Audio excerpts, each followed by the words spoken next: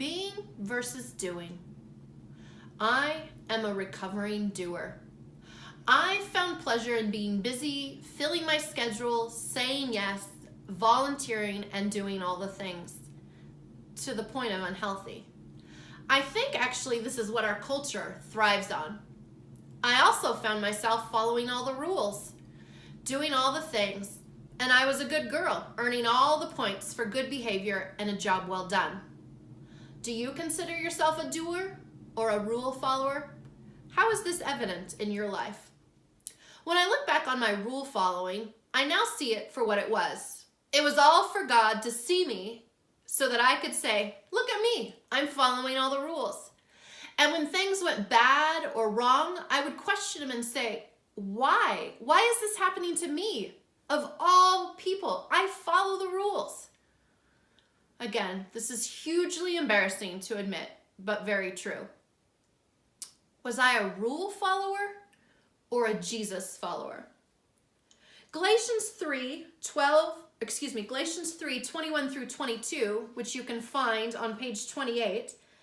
If such is the case, is the law then an anti-promise, a negation of God's will for us? Not at all. Its purpose was to make obvious to everyone that we are, in ourselves, out of right relationship with God, and therefore to show us the futility of devising some religious system for getting by on our own efforts, what we can only get by waiting in faith for God to complete his promise. For if any kind of rule keeping had power to create life in us, we would certainly have gotten it right by this time. So, if sitting out here on this bench isn't about knowing all the rules and learning how to follow them, what am I doing? And what is the difference between relationship and religion? And if the shift is to go from doing to being, how does that relate to relationship and religion? And how am I supposed to do relationship God's way? Come, he replied, and you will see. John 1:39. The important thing to remember is that it's not about doing, but rather being. It does not, therefore, depend on man's desire or effort, but on God's mercy. Romans 9:16. You see, we don't save ourselves. Nope. There's no amount of trying or doing that will make this happen. And there's no amount of earning or striving that will make God reach down and determine that now is the time that we deserve to be saved, loved, healed, and restored. It has nothing to do with us. It's all about him. He's the doer. It's his mercy.